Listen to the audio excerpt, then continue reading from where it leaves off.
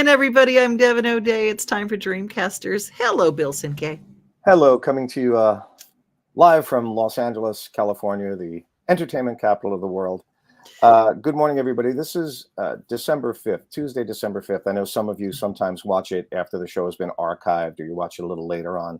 I want to start with kind of some breaking news and sad news. For many years, the Paul McCartney and Wings was a great band from the 70s and into the 80s. One of the founding members was my very dear friend, Denny Lane, great guitar player. I worked with him for many, many years. Denny fell ill a few months ago, and just 8 days ago, last Monday night, we had a benefit for him, trying to raise some money to help him with hospital bills. And a lot of people showed up. It was just a great evening. It was just full of love and support. Was he able to be there? No, he was not. He was not able to travel. He was very sick. As of about 15 minutes ago, I just got news that sadly, and I guess I'll say mercifully, Denny Lane passed away. Now, this show being Dreamcasters, we talk about personal stuff, we talk about global stuff, we talk about universal stuff, and kind of we go inward and outward at the same time sometimes. And I will say that Denny's passing makes me think of a lot of different things. First of all, he was in a spot these last couple of months that I don't think any of us want to be in. If there is such a thing as sweet relief, I'm assuming Denny's up there playing with all the other rock idols that we've lost. Working with Denny Lane was a dream of mine, without a doubt. When I was 15 years old, 16 years old, for my birthday, I think my high school girlfriend got me Band on the Run. Oh, yeah. I wore that record out. I listened to it a million times. I read the liner notes. Those of you that remember what an album really looked like with the liner notes, said who sang and who played. And I looked at the pictures and I just, these are the, I wanted to be these guys. I got to work with Denny Lane for many, many years, and we were good friends. And to hear of his passing, like I said, it kind of brings together a culmination of a few different ideas. Of course, I'm sad, and a lot of people in the music industry and a lot of music lovers we're mourning his loss. Right. It goes without saying that obviously he left this legacy of great music. But when I say it was a dream of mine, I remember sitting on the edge of my bed with a record player with one speaker that worked and the other one that didn't. I had it balanced on top of like a cardboard box in my room because I had a small room and I didn't have a desk or anything. And I would sit there and listen to Denny Lane's guitar playing on some of this great stuff. And that was a dream come true to work with him. Wow. So he was a tremendous inspiration and a great friend. So just let me say on behalf of everybody here on planet Earth, Denny, safe travels. We'll see you on the other side. And thank you for giving us all you gave us. Amen. Yeah. And Elizabeth says, I'm so sorry for the loss of your friend, Bill. Thank you. It's tough. We lose people. That's the temporal situation we are in on Earth. And Elizabeth also says, Happy Dreams Day. And it is. We're having Dreams Day. Well, another start to a dream. This is the holiday season as we lose people. We also have people that are just going into their dreams. And there was a special launch last night. There was. And I say this with incredible pride. I have two incredible women in my life, as I have mentioned before. One is my beautiful girlfriend, Shanley, and her equally beautiful daughter, Hannah Curran. So we respectfully and whimsically refer to Hannah as my not daughter because we never want to say she's not my daughter. So I'm her not dad. And so Hannah has been a singer and a dancer, did a little bit of acting. She's one of those. She's just brilliant. She's a free spirit, and she has taken music pretty seriously. And she started recording, and like a lot of other people in the world. COVID came and broke everything down. Well, she persevered. She finished the record. She finished, if I use terms like mixing and mastering, just to the general public, what that means is you have a bunch of songs, to record them. That's not the end of the journey. There's a lot more work to be done. Getting the album together, she actually did a vinyl version with pictures and the whole shebang. So she had her little, I'm saying little, if she had her record release party. Everybody attended, all our friends. The place was packed. You couldn't sit down.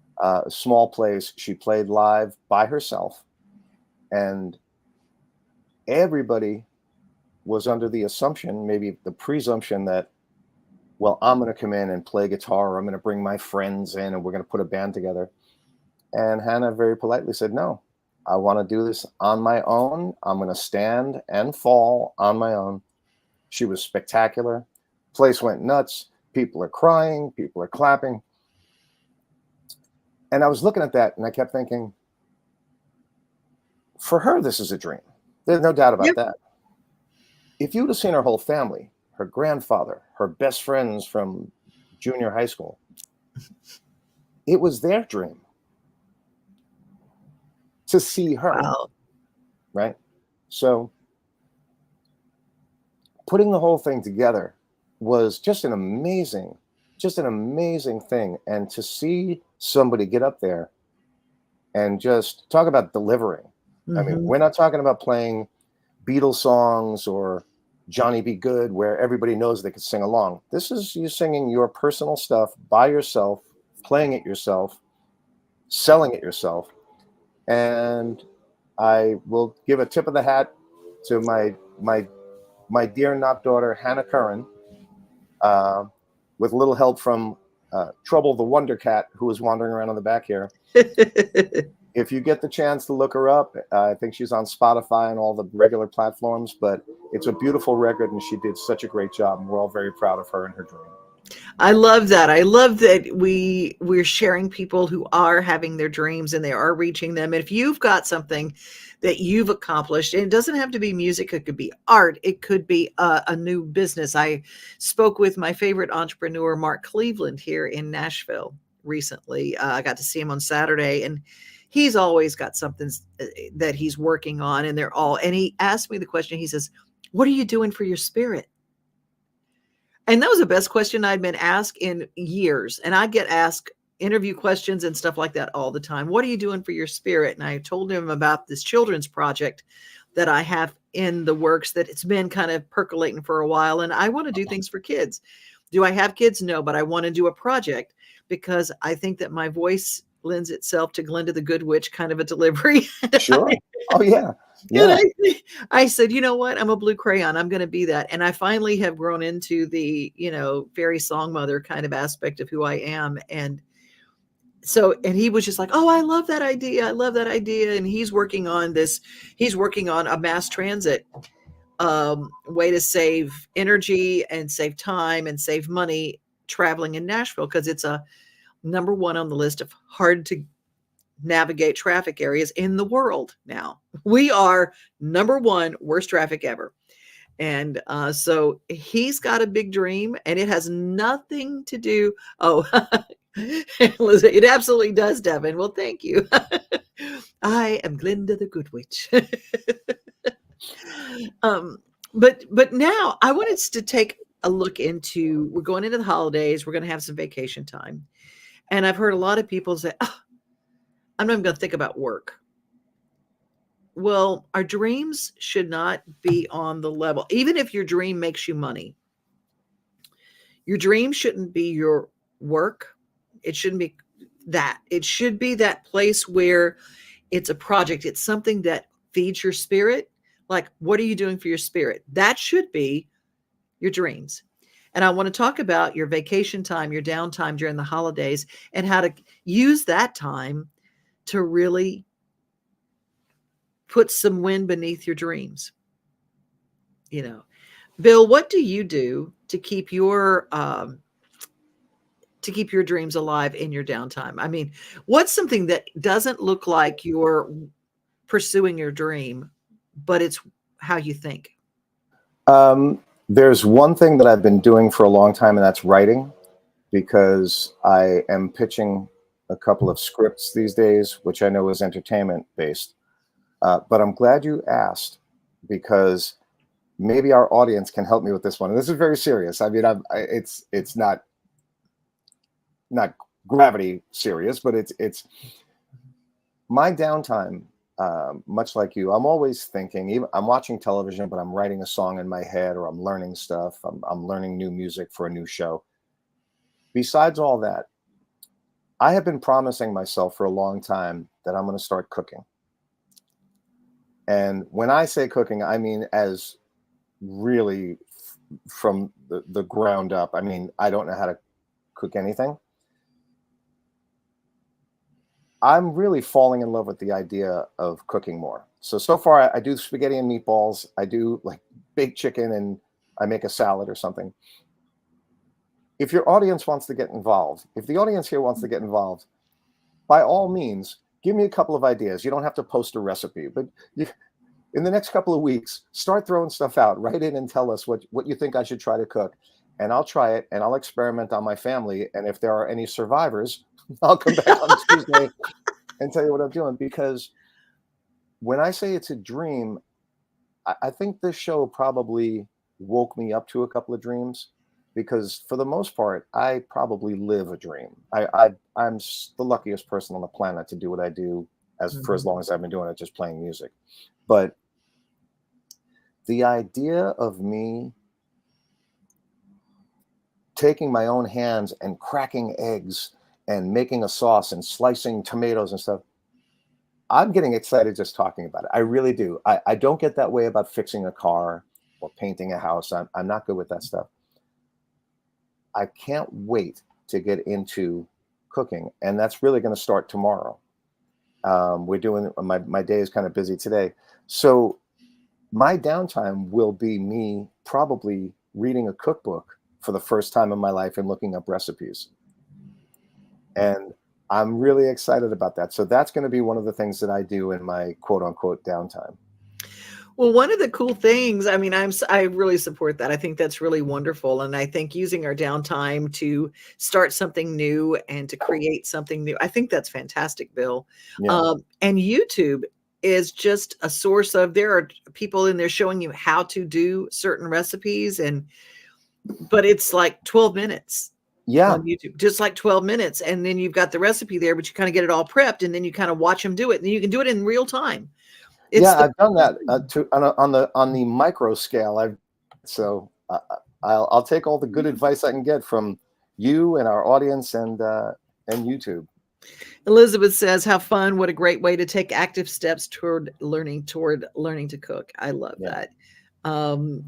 Elizabeth turned me on to something. She made a recipe the other night and brought it to an event that we were at, a party that we were at. It's called Christmas Crack. Okay. It is. Oh my goodness. And she says, and lasagna, it's so yummy and easier than one would guess. So basically, if you take spaghetti, just put it with different noodles. You've got lasagna, just layer it in there. I'm a fan. I love it. Well, maybe you guys who are watching right now, maybe you guys have had something that you've started or you've begun learning to play an instrument. I want to give a shout out to Lisa Richard, who is a dear friend, but she's also an artist from Canada. Every time she would come to Nashville, she would have to find a guitar player to play for her. And during the shutdown, she couldn't come to visit, and she was working with a producer, and she was trying to get her songs down. She was trying to write, and she couldn't write without a guitar player. And her producer in Canada said, "You've got to learn to play your guitar. You have one. You've got to learn. You've got all this time, learn." And do you know that she is now going out playing her guitar? She used YouTube because she couldn't leave, and she would just practice every day. She would just do the things on YouTube. There were literally those kind of classes or lessons that you could take on YouTube, and she practiced every day. And now when she comes to Nashville, she plays for herself. It's amazing. I am so blown away by people who say, I want to pursue this, and you've got vacation time. We're not, I mean, if your dream is to become a brain surgeon, okay, those things you may not be able to practice in your downtime, but if it's your dream, you can study, you can learn. And if that's something there's something that when it comes to these things, we think of it, oh, it's work, but study and learning something new, it expands your brain. It keeps you alive longer. it enriches your life. So learning, I think, is one of the keys to casting your dream out. Don't you think? Yeah, and the great thing about learning is it's an ending. It's a result unto itself, right? If you read something and you can retain it, it almost doesn't matter what the subject matter is. It makes you better. It makes you more whole. It brings light into the dark areas. The reason that I always encourage reading, and particularly something like a magazine. Now, the reason I say a magazine is it's not a book where you have to read 300 pages. It's not about character development. If you read Time magazine, and there will be 12 different topics that are 2 pages each. Mm-hmm. It's not about becoming an expert. You don't have to take a lot of time.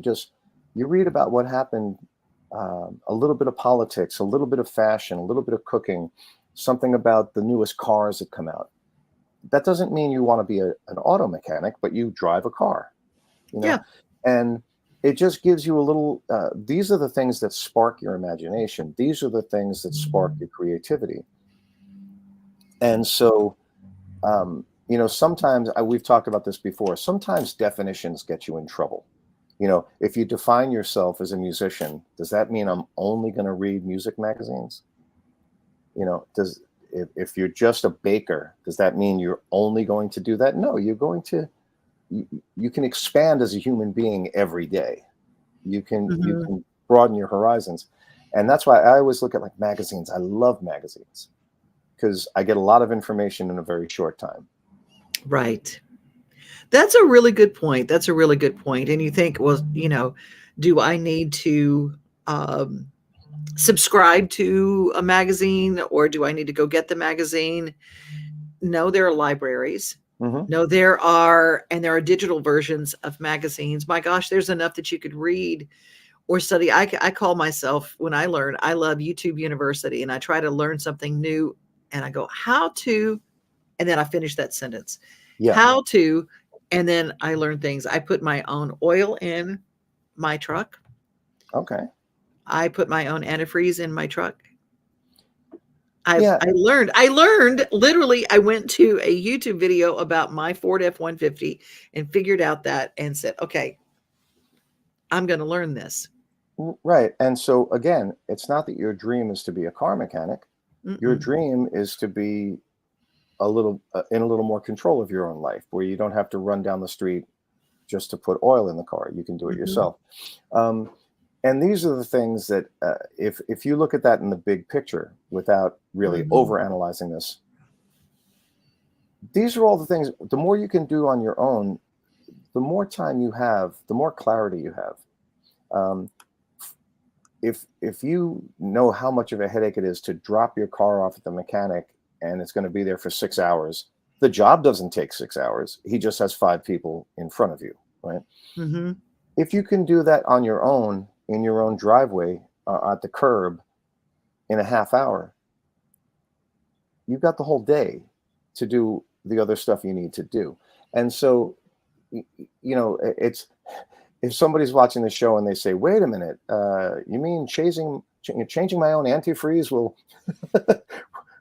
will make me a better person? Well, maybe there is that theory of, the first thing a successful person does, they wake up in the morning, make your bed, get something accomplished the first second. This is really neat. Got hi, Steve Burney. Steve Burney has joined us, and hi, Dixon. Very impressive. Thank you, Dixon. We're glad that you guys are here, that you joined us. Today is Dreamcasters. you have to be really courageous when we get confused with our dreams, and somehow if our dream is not paying us money, then we haven't been successful at it. That's not true at all. Right. I'm going to shout out to my cousin. I'm going to not say his name because he sent me a message and he sent me a song, and it's a great song. He played all the instruments on it. I come from a very, very musical family. And because he didn't move to Nashville, because he hasn't had a song recorded by George Strait, because he goes, I guess I just didn't have what it took. And I said to him, I said, no, you do have what it takes, but you have chosen to do life with your family. He's got this beautiful family and wonderful kids, and he plays at church every Sunday, works with a praise team, and he performs still. They at weddings and special events. I mean, he still plays music all the time, and gets paid for it or not. But I mean, it doesn't matter. He's doing his dream, and they have their own business, and so they create their own business, and he teaches musical instrument lessons to kids. And I said, no, you are living your dream. You just did it differently than I did it.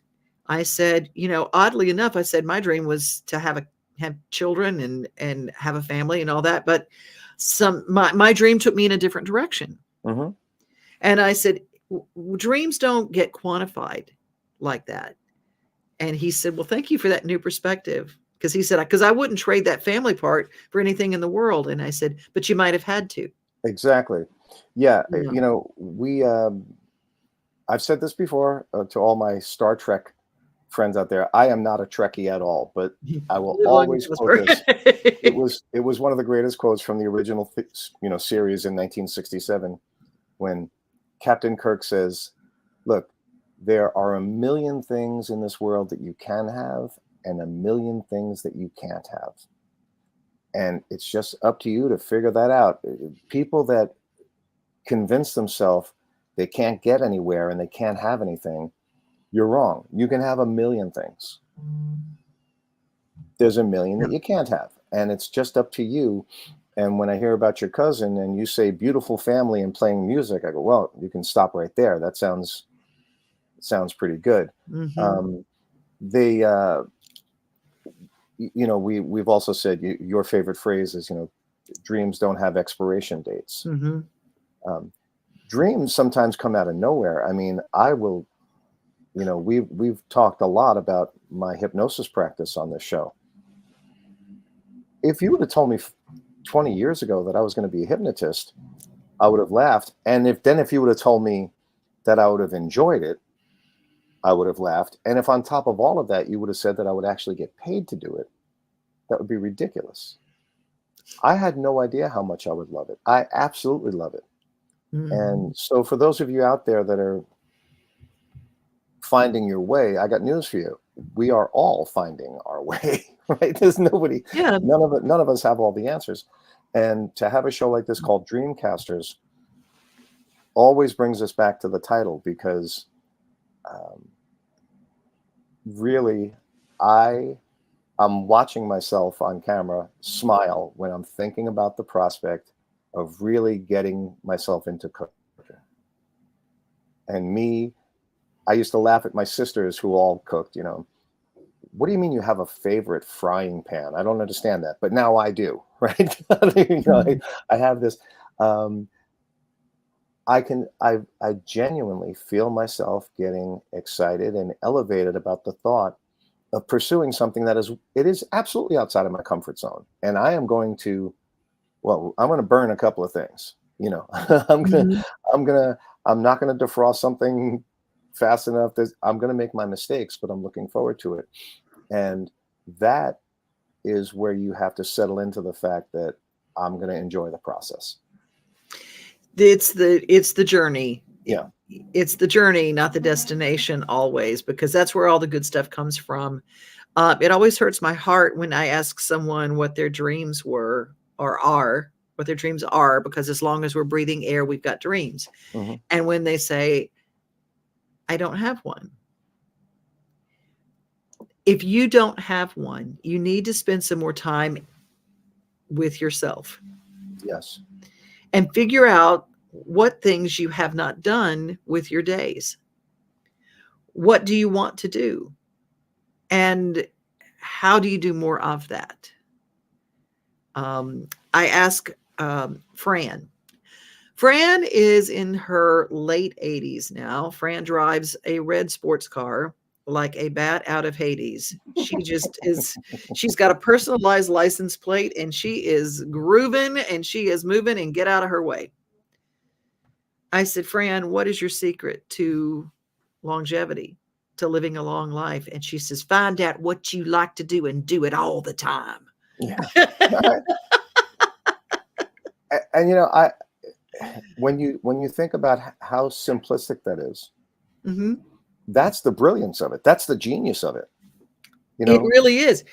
There's that phrase that I hear it. So, well, I'll be happy when. Mm-hmm. If that is your mantra of your day to day, I'll be happy when I retire. I'll be happy when this happens. I'll be happy when. Yeah. You won't be happy then. Because your happy has to begin right here and where you think of your life. And contentment is something that comes from a place that's deep inside you. It's by saying, I'm using my days. Mm-hmm. I'm using my days well. Am I a work in progress? I hope every day of my life. Because when I'm not in a process anymore, oops, we're in an issue. I wanted to make sure I put this up here before we get out of here too. If you guys are in your stuck spot and you need some help, Bill is a master, and I'm going to call him that because that's what I think, at getting people out of the stuck spot. BillCinqueHypnotist.com, or make it really easy on yourself, BCHypno.com. Well, thank you. Well, yeah, if you're stuck, I think you'd be amazed at how easy it is to get unstuck. Mm-hmm. And I'll just say that without going on and on. Sometimes it seems hopeless. It is absolutely not hopeless. Elizabeth says, absolutely. It doesn't have to be a huge, lofty dream. Dreams can be simple and still extremely fulfilling. I love that. And Jacqueline Marushka, I love her, publicist to the stars, but also now can add best-selling author to her list. Oh, goodness. Yes. And make sure you're not after someone else's dreams. Good point. Oh, that's Excellent so point. good. Yep. Yeah. I love when you guys are part of this. And Jackie also shared this beautiful place she got away to. There's always places that you could get away. People would ask me all the time, you go on a vacation by yourself? St. George Island, Florida. There's a fishing cabin there that is just nothing but a little A-frame. It's not even on the beach side. It's on the bay side. It's quiet. Mm-hmm. I feel like I'm on a boat, and I have ridden there several times. Yeah. And it just, you find your places and you give yourself your downtime during the holidays, your downtime to remove yourself from the noise so you can think. Now, you might be thinking watching TV. I know you like to watch Matlock. One of my favorites. One of my all-time favorites. Matlock, The Rockford Files. I'm such a junkie for vintage TV, and it is funny because I do look forward to it. It's the mini dream. Mm-hmm. I don't get to do it every day. I don't even get to do it every week. But sometimes, if I'm in a hotel room on the road and I have 2 hours of downtime before a very long day starts, if I turn on the television and Adam 12 or one of those old television shows on, it really makes my day. I'm not kidding. It makes my day because I'm away from home. It makes me feel like I'm home. It's like, oh, this is comfortable. This is familiar. Because you have to plant joy seeds. Yes, absolutely. In those gardens, you have to have those joy seeds, and it's not about the biggest, the newest, the fastest, the whatever. Sometimes it's the thing that makes you feel home. Yes, exactly. And that's what we're talking about. Well, this has been really nice, and make sure that you use your downtime. Oh, Candy Seaton, who just joined us, dreams are what help make life worth living. It doesn't mean we don't get stuck sometimes, but don't stay there. Get back to moving towards that dream. Amen. Candy is living proof. she started a new business. She decided to go on a health and wellness pilgrimage for herself. She literally started changing her life, and now it's become what she does every day. And it's really cool. I listen to her all the time. You can follow Candy on TikTok, and I've told her this a million times. Her voice comforts me. I can listen to Candy talk about something, and I just feel so much better. So I follow. I'm in her. She has a Facebook group and whatever, and I love what she does. But she's somebody. It's like, okay, I'm going to do this. She was in a job that had some challenges that were, people challenges. We have people challenges sometimes. And she decided, instead of complaining about it, she was going to do something different with her life. And she's my shero. And that's a sweet. It's the truth, Candy. I love your lives. They make me feel good. And she shares some very accessible exercise things that she does, and she shares some of her salads that she makes. And now we're talking. The food. There's you and your cooking and whatever, but she makes these beautiful salads. And I've started eating salads pretty much every single day because Candy inspired me. And so you don't realize when your dream happens how that starts spilling over, because joy spills over. Yeah. It starts sharing, it starts coming into other people's lives. And I want to encourage you to use your downtime during the holiday. Katie says, I love colorful salads. She does. And it really got me going. And she and my friend Terry, who we'll be on the show with tomorrow, they've got me into this salad mode. And I know it's right in the dead of winter, but I'm telling you, those colorful salads make my heart feel good. So there you go. Well, Bill, thank you for this time. Oh, thank you. Thank you. And as we're signing off, I would once again like to say, Denny Lane, thank you so much for all the music. And my dear not daughter, Hannah Curran, look her up. Thank you for the very recent current music, which will hopefully go on forever and ever. So thank you, everybody. Y'all, we'll see you next Tuesday. I'll have a good one. Bye. Bye-bye.